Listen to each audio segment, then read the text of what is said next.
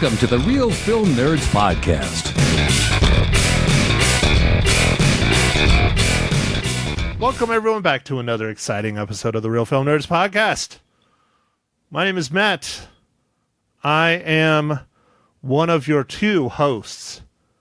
The other one is my good buddy, Mysterious Mike Talent, who lives in Intercourse, Pennsylvania. Mike, how are you doing today? I'm good, Matt. Thanks for asking. Hey, what episode are we recording today? That's exactly what I was looking up, Mike. Today is Real Film Nerds Podcast episode number 129. It is a tributary on the Netflix original film. I still am kind of leery about saying it's a Netflix original, but we'll just go with that. Revenger from 2018. Yeah, I'm not sure if just Netflix ended up getting the rights to display this film I in America. I don't know. But anyway, yes, we're going to say that it's a Netflix tributary. Yes, they say it's an original, but I don't think they had anything to do other than buying the rights to it. Because if you look, it was filmed in 2018. It's a South Korean film. So, I don't know. I'm excited to talk about this one. We'll see how this goes. So, Mike, let's just not beat around the bush. Give me the rundown for Revenger. Okay, so being that this is a South Korean film, I'm going to screw up all the names of everyone. But there's not very many names listed on IMDb, our unofficial sponsor. So I'm just going to go director Sing-won Lee. It doesn't seem to say what who did the story. I think it's also Sing-won Lee, but I'm not sure. It's starring Bruce Kahn, Hee Soon Park, Jin Sao Yoon. And the story is a former police investigator decides to go to a prison island to revenge the brutal killings of his family. Mike, I have to say you did a very good job. I would have butchered the hell out of those names as well. And, I think the reason why there's not more information on IMDb, like who did what, is because even in the subtitles are almost 100% in South Korean. Yeah, not I think South you're right. Korean, but Korean. Sorry. In Korean. So how do you, unless you get someone that'll sit down and do it that speaks Korean, and can read it and write it. Anyways.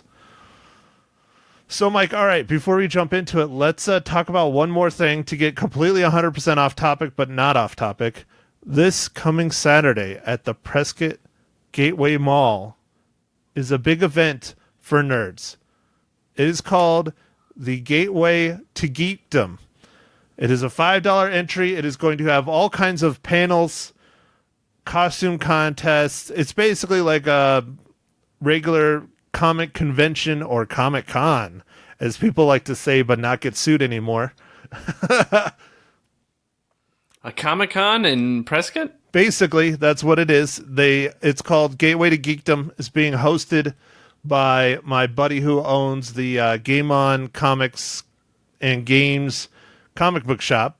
Or not, it's not really a comic book shop. It's more of a game shop. But anyways, he's the one that's hosting and putting it on with a couple other people. I am participating in it. I know you will not be able to make it all the way out here.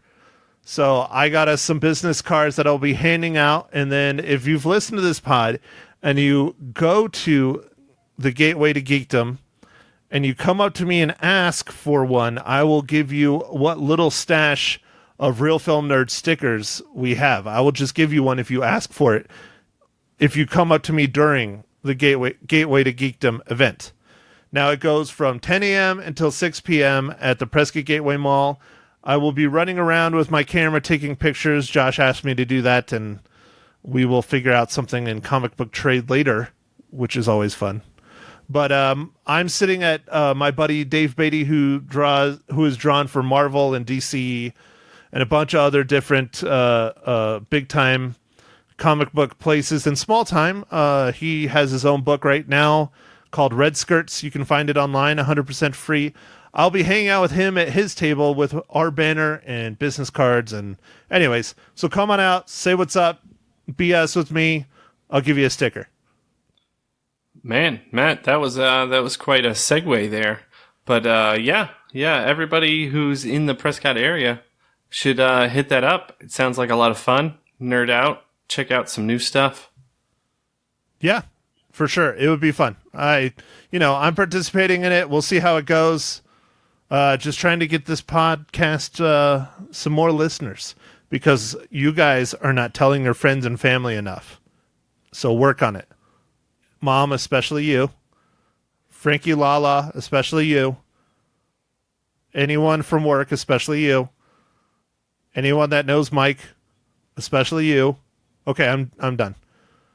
All right, Matt. So, Matt, I'll just talk a little bit about how we chose this movie. I think you saw a trailer for it on Netflix when it was promoting it a little earlier in the year, and we kind of put it off for a little bit, but we have a little bit of time, and I was a slacker and didn't see a movie this weekend, so I watched this movie previously, and now we're going to go talk about it. And Matt, do you just want to tell us a little bit why you chose this one? Because it looked freaking awesome. That's why. All right, yeah. Now, I love a good revenge movie, so...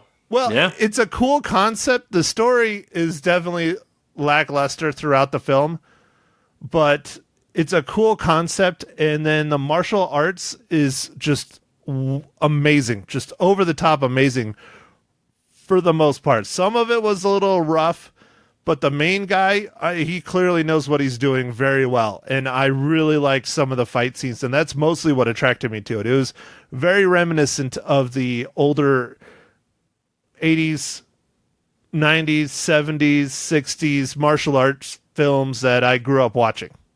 Yeah, this movie is definitely about martial arts and of course, revenge. I guess the story was a little bit where it was fairly weak, and I don't know. I feel like there was some humor in there that didn't make a lot of sense to me, but I think maybe was more a cultural divide thing. I think maybe they would have found it more amusing in Korea, South Korea. Oh, I agree, man. I agree. There was some random humor with a couple random guys. There was some humor in there that was pretty good, though. Like that one dude with the, he had like a Captain Hook hand or something. Oh, yeah. The drunk guy. Yeah. Yeah. That dude was weird. Real weird. But, hey, he added a little levity to the story. You know one that really annoyed the living hell out of me? Oh, I think I might know what it is, but I'm going to let you say what you think. It was the young girl. Oh, yeah. Yeah. Like, she was, over the top, and, her acting was clearly over the top, and there was some words that she kept saying, like the word for mom or whatever, and it was just this really high-pitched noise coming out of her mouth, and then a couple times, oh God, I don't know if you noticed this, but the makeup was really bad on her teeth. There's some scenes where her teeth are just really nasty, gross yellow, which makes sense because she was born on this island, right? Yes. And then they'll cut to scenes where they forgot to put the makeup on and her teeth is perfectly white. But the yellow was so yellow and offensive. It was it took me out of the scene. Oh, it was very such a stark contrast of what it was in one scene versus this scene. Yeah, well, no, just not even that. Just even before she had the white teeth, the yellow was just so wow. It was really, really brutal. Yeah, one thing that was very weird for me, and I don't really think this is a spoiler, and I'm sorry if it is to anybody who's listening, is they changed between Korean and English a couple times, and it was so random and only in a couple parts, I didn't understand. Okay, I can explain that a little bit because I've experienced that. I'm surprised you haven't experienced it growing up in Arizona too, Mike. maybe it's because I'm the one that worked in all the Mexican restaurants and you didn't. When people are bilingual or even trilingual and they're around other people that are bilingual or trilingual as well, they'll jump between languages without even thinking about it. And so I think that's purely just, I don't know if it was a decision by the director or if that's how they talk in South Korea because such a huge American presence there. But I think that's all it was. It's a cultural thing because I've experienced that a lot when I worked in Mexican restaurants, especially when I'm working with people that speak both English and Spanish. They would just fluently switch between the two in the same conversation, sometimes even in the same sentence. Huh.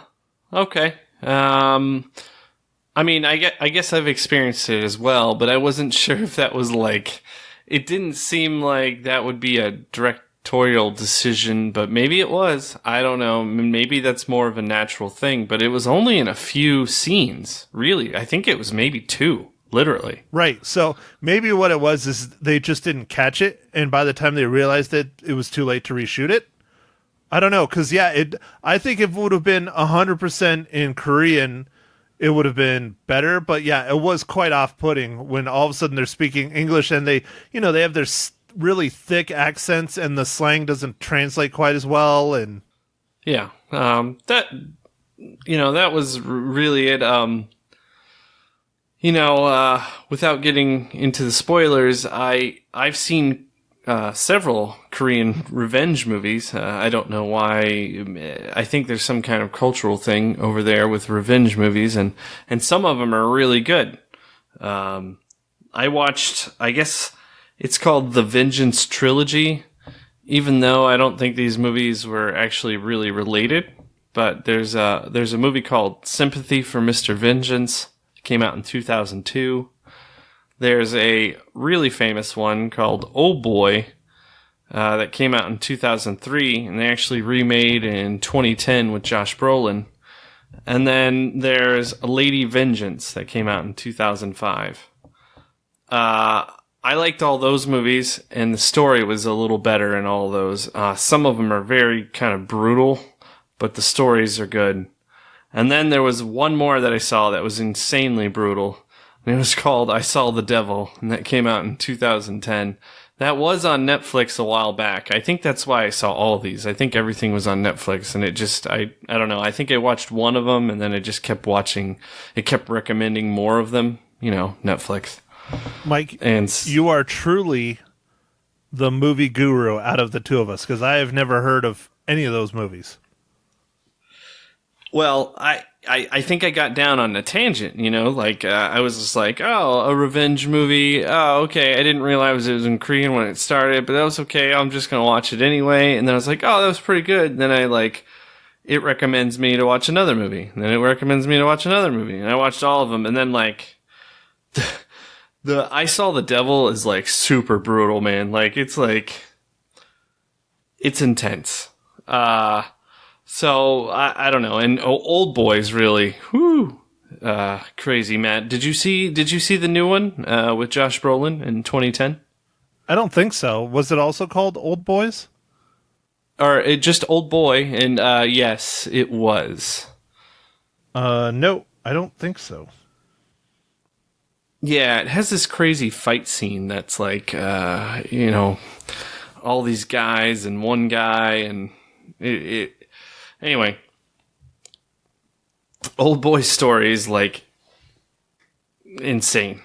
So it's kind of Black Mirror-esque in some ways. But anyway, if you're into different revenge movies and you don't mind if you have to read the subtitles, those movies are all revenge movies.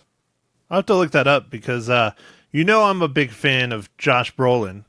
Even before he became Thanos. Yeah, or what about Cable?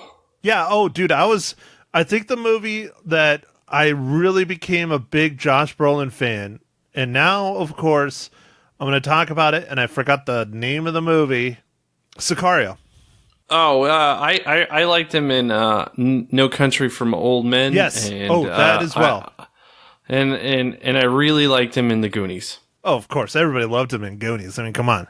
But I'd say when I really became a huge Josh Brolin fan was Sicario. I just really and then from then on, I've pretty much seen just about any time he's in a movie, I know it's probably going to be at least decent.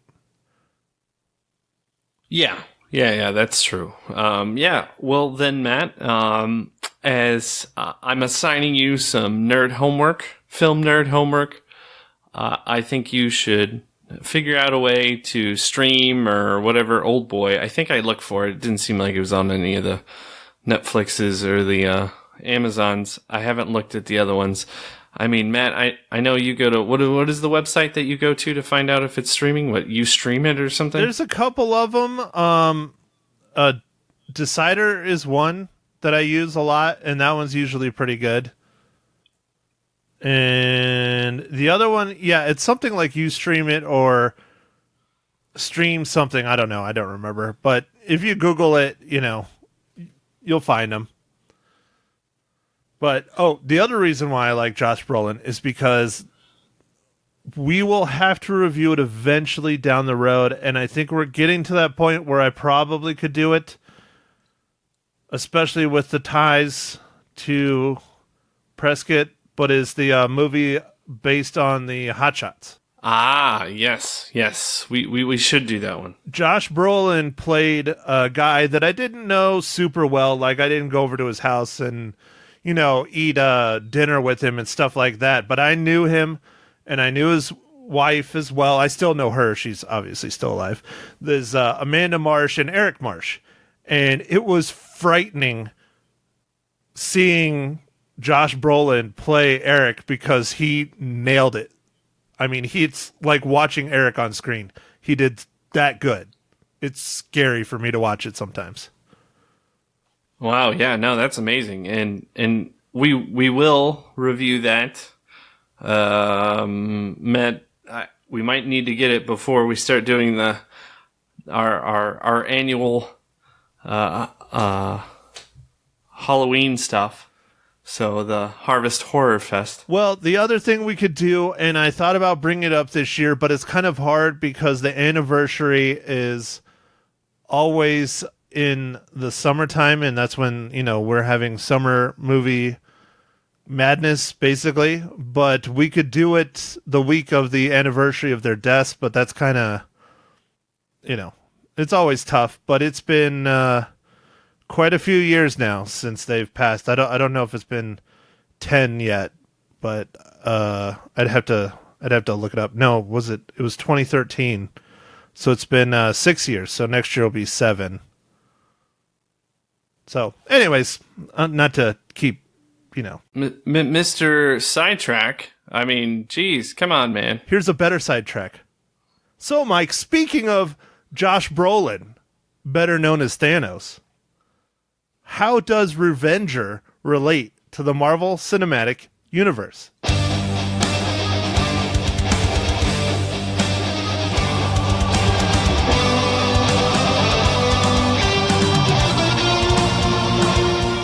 All right, so this is kind of a cop out. I'm just saying that right now, but the star in this movie, Bruce Kahn, who plays character Kim Yule, was in Daredevil, but not the Daredevil that we've seen on Netflix. This is the Daredevil movie that they made in 2003 that I think Marvel would like to forget about. And this was starring Ben Affleck, Colin Farrell, and Jennifer Garner. And he was a stuntman, and he's not even credited, but he was listed in IMDb, so that's as good as I'm going to take, and that's all I could find. I had like 4 characters to look for, so. That's still pretty good that you found anything. And as horrible as that movie is, it's not complete 100% garbage like Batman versus Superman, but it's not great either. So, I don't know. Yeah, so I kind of feel bad. That's not the best MCU tie-in, and maybe, that doesn't count, but I tried. I'll allow it this time, Mike. We'll let it slide. It's a character that's from the Marvel Cinematic Universe. So, yeah, Let's go with it. All right. Thank you. I guess we can spoil Revenger now. I mean, or you know what? Maybe we should do this since I already jumped off. Mike, do you recommend our handful of listeners to go and waste their time watching Revenger on Netflix? So if you like martial arts movies, yes, because there's actually some really, really good choreographed martial arts in this, and that was the highlight of this film. The story's not the best, but it starts off so awesome. If it just kept going like that, it would have been great, but it kind of gets weird a little quick. But if you just hang in there, there's some really cool fights, and if you don't mind reading subtitles, because it's mostly in Korean, just about 96% of it is in Korean.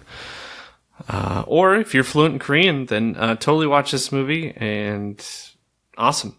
I definitely think if you're a martial arts fan or just even an action fan, this is a good one to watch. Granted, it's not like blow-up stuff action.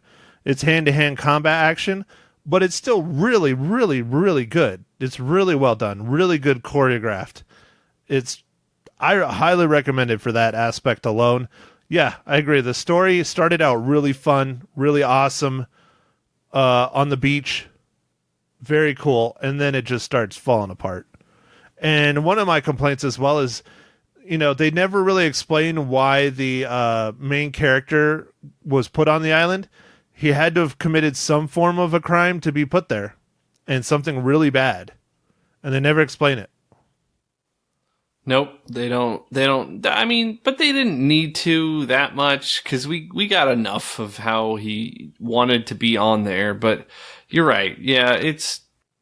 Well, but then they could have explained that. They could have said, okay, well, he went and killed someone, or he volunteered and said, I want to go there just to get revenge, which would have made it even better story. Yeah. See, stuff like that. Yeah, that's true. But no, I agree. I think now we're going to spoil people more, but I really did like that when he shows up on the beach and he has the mask and the restraints on and he just beats the living hell out of those guys with just his feet. That was badass. No, it was super cool, and it was super well done. Right. Like, there are, all the fight scenes, it's like, they were really, really well done, and then the story was, the part that they didn't focus too much on. Well, especially during that part in the middle, during the second act, when the bad group of people follow the Captain Hook back to his hideaway, and it's like, why are they just now thinking of this?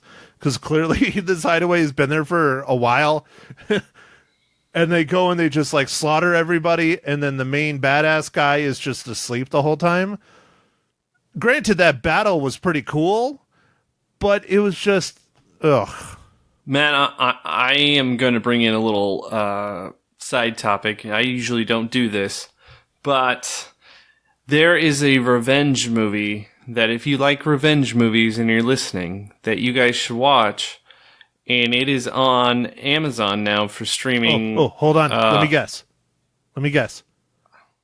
Death Becomes Her? No. Oh. No. Damn it. It is called The Horseman. It's an Australian movie. And when I watched it, I was blown away. It's intense. It's got a lot of really intense scenes. But I love that movie, and it is super revenge. There are certain movies that just really whoa. And this one was one of those. Mike, have you ever sought professional help? No. It really sounds like you have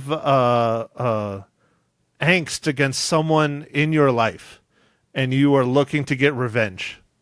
Just come out with it, Mike. What did I do? What did I do, Mike? No, it's not against you, man. As much as you think it is, it's not against you. All right, good. So it's against someone else then. Yeah, and then there's a French movie called Revenge, just called Revenge. French movie came out not too long ago. Hold on. And it is excellent as well. 2017, because there's way too many movies called Revenge, but this one came out in 2017. It's awesome, but it is not streaming anywhere for free right now. And I've already talked about it before on the podcast, so I'll do one more revenge movie here in a second, but I don't know. I am a fan of these revenge movies. I don't know. I guess I feel, I don't know. Sometimes I really enjoy what the character's doing, or at least side with them, I guess. And I'm like, oh yeah, that's pretty fun. Like I like the fact that they're getting like satisfaction that they're taking something, like, I don't know. Let's just go back though, Mike. You did agree there is someone out there in this glorious planet of ours that you want to get revenge against. I mean, sure. I mean, I'm a person. There's all kinds of things that have happened. I mean, the guy who cut me off in traffic. I don't know, man. There's all kinds of stuff. You gonna go get him like Mel Gibson in Payback? No, but that was pretty good. What I loved throughout that movie, everyone's trying to pay him more money than he wants, and he's like, "No, I just want like, I don't know, $800." And they're like, "What? You did all this for $800? You're crazy." Yeah, and then he kills him anyways. Yeah.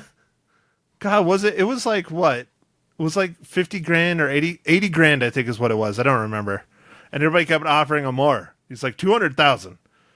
Yeah, I think it was. It wasn't something. I mean, yes, it was a large amount of money, but it wasn't worth all the trouble, and that's what everybody kind of was trying to point out. Well, especially to the mob. Yeah. Ooh, Matt. So this is the other movie. I couldn't remember its name real quick, but I found it.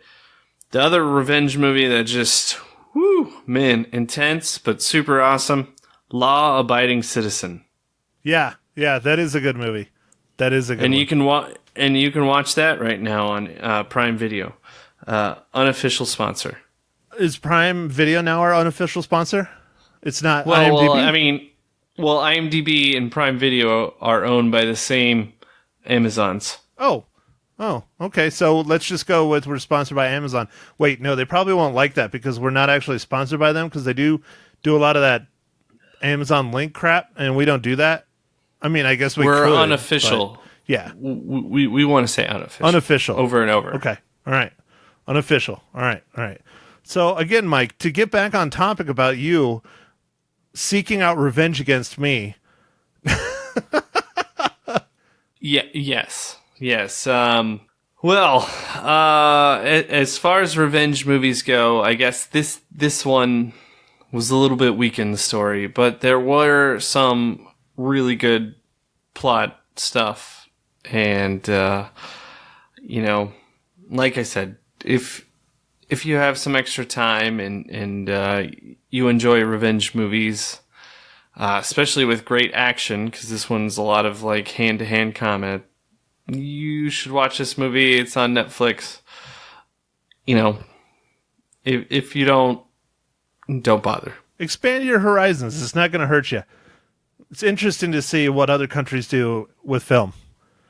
But, one thing I was going to say, it does kind of remind me of like a video game. It starts out with like, he's fighting like a bunch of guys, and then he goes to fighting like a whole lot of guys, and then he goes to fighting like the boss, and then he has like the semi-final boss, the dude with like the swords, the hunchback with like the swords, and then the other dude. Oh, yeah. Yes. It's almost like Mortal Kombat, like building up. And then he gets to the final boss, and it's this big badass fight scene. Yeah, it's like it's like climbing the tower of a tournament or something. Yeah. Right. It's kind of funny like that, but hey, it worked for me. So, okay, Mike, how many reels do you give Netflix's Revenger? So I'm going to give this one 2 reels out of 5. Wow, 2 reels out of 5. Well, I'm glad to see we are back in form because I give it more. I gave it 3 out of 5. I think it's just average. Oh man, you are a very gentle person when it comes to rating movies, and I don't know. I guess I'm just super harsh, or I've seen so many movies that I'm like jaded. Well, it might be just nostalgia. The fighting movies. I mean, I love fighting movies. Like one of the like goofiest, worst fighting martial arts kind of movie is Kickboxer with Jean-Claude Van Damme. Oh, okay. All right. I mean, I loved a lot of Jean-Claude Van Damme movies growing up, man. Right. I love that movie to death. Bloodsport, man. Universal sorry. Soldier. Sorry, it was Bloodsport, not Kickboxer. Sorry, I take it back. It was Bloodsport. Oh, sorry. Oh, man. I dropped the ball. Oh, Bloodsport was awesome. I know. The Kumite. I still have that song stuck in my head. Yes. And then the really big dude like lying over, like bending down over him, like shaking his head and like grabbing his headband and shit, and just God, dude, that movie is so great. So maybe I'm just very nostalgic for a good old fashioned martial arts movie, and it's really cool to see something like this today. Yeah. Okay, Mike. So what the hell are we going to talk about next week? Since you missed Good Boy, Good Boys, multiples. Yes, Good Boys.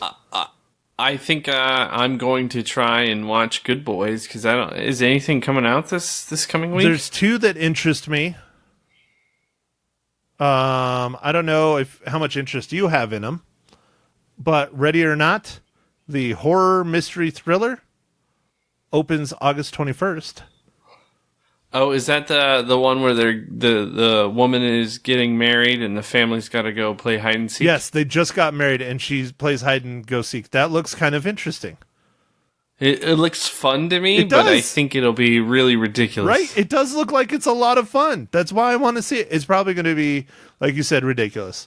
Angel Has Fallen comes out. I haven't watched any of those movies, so I'll be lost on this one.